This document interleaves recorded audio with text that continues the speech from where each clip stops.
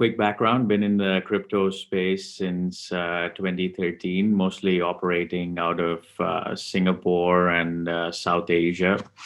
I've done a few different things within the crypto space over the years, and I've seen a lot of the ups and downs over the years. After many different experiments, some that worked, some that didn't work, we decided to focus a lot of our efforts at the intersection of emerging markets and the blockchain, because that's where we feel that there is real world use cases that can be solved versus just doing a lot more of what everyone has been doing, in terms of just taking what we were doing in the past and just re-engineering to this space. So we're trying to think out of the box, especially because blockchain and crypto has been great for us, and would love to get some feedback from this as well.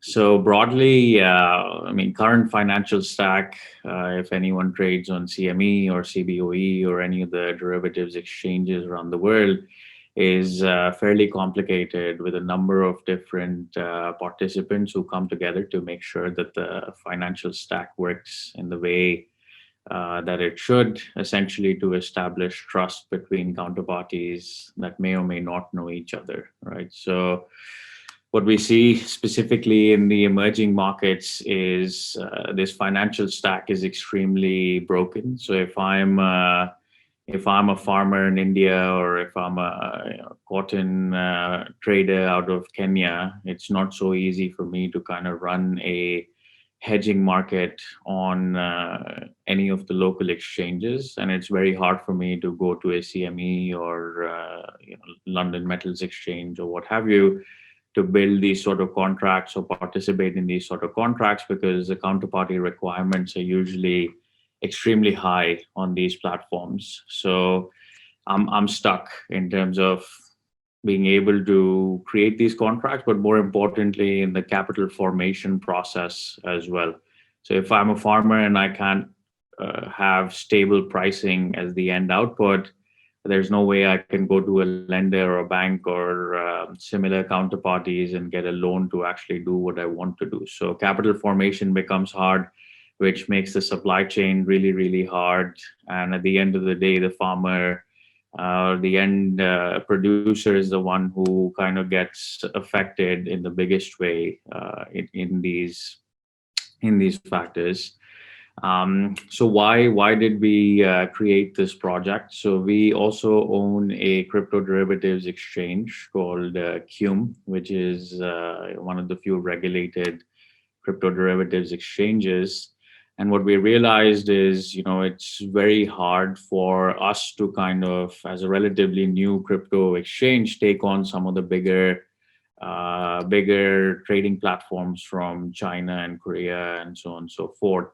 So what we realized is our intersection is basically in the middle of tying in traditional finance and real world use cases with crypto trading, which we're already very familiar with, and then adding a layer of decentralized finance on top of this, to essentially create what we're calling a new age savings account and a trading platform specifically focused for emerging markets to start off with, right? So if I'm a person in Nigeria or South America or Kenya or India or Philippines, it's, for an average person, extremely hard to even understand what DeFi is at this stage. I mean, forget the average person, even for me who's been in the space for a while, to just kind of keep track of all the wallets and the yield farms and all of these things, it's extremely hard to go to one form to another. So our offering to those guys is, we simple one-click yield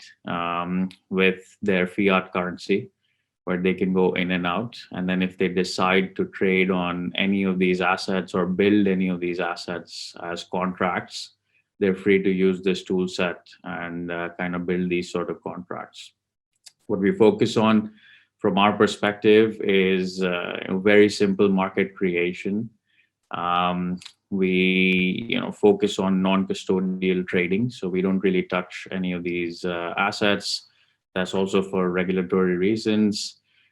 We've been able to build out a very low latency and a high throughput platform, which allows for more trading volume. And essentially, the more trading volume and notional volume there is, the more revenue that gets generated for the platform over time.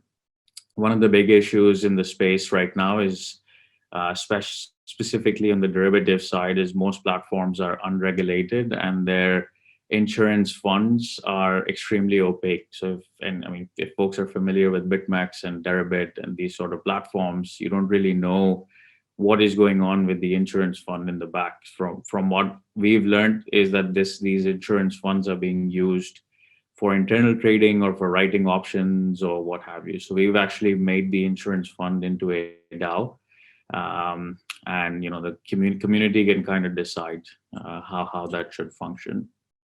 Um, in terms of architecture, we're basically following a hybrid architecture. Initially, when we got into crypto, we were about decentralizing everything in the world. We realized over time that not everything in the world needs to be decentralized just yet. Hopefully we'll get there eventually, but there are steps towards that process. So we're taking a hybrid approach, and the blockchain we're using is Algorand because they have extremely powerful financial ecosystem that they're building out, which serves our purposes really well. Ultimate vision is to essentially create these 32 modules built by Actis, who are based out of, I believe, New York or New Jersey. And they've open sourced these modules, but we're moving them on chain.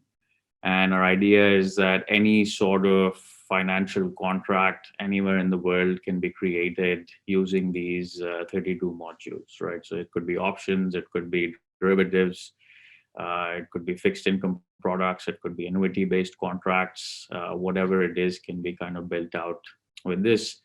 Initial use cases, crypto trading, we've already built out. We've traded over $400 million worth of notional on this platform. We're now basically adding the blockchain layer to that. The other big one, real world use case that we're building out is in the agricultural commodities side. And obviously, if I'm a farmer in Kenya, I'm not going to know Tether, I'm not going to know USDC, I'm not going to know any of these things.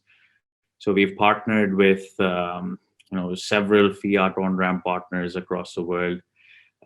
So we have one in Africa that's plugged in into 16 countries. Experts in Singapore is plugged in with about 6 or 7 countries. So we're covering most of the geographies that we want to build this out for, and we're trying to reduce the risk as much. So in terms of team, a bunch of folks who have a lot of experience within crypto and commodities trading. So Shreyas used to run the correlations desk for Deutsche Bank in New York.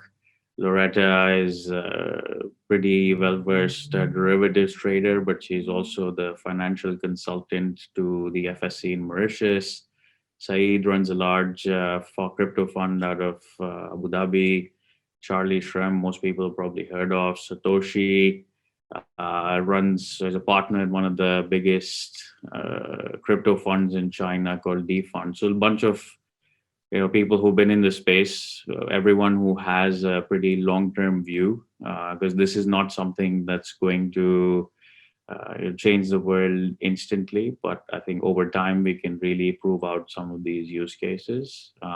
We've just closed out private sale. We're still looking for a couple of strategic partners for the private sale, but the round is being led by Borderless Capital.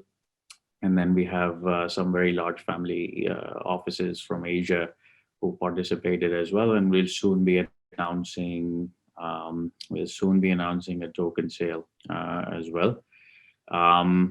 Happy to dig into the specifics of the token in the breakout session if anyone's interested. But yeah, though that's kind of the highlights. Thank you so much for your time.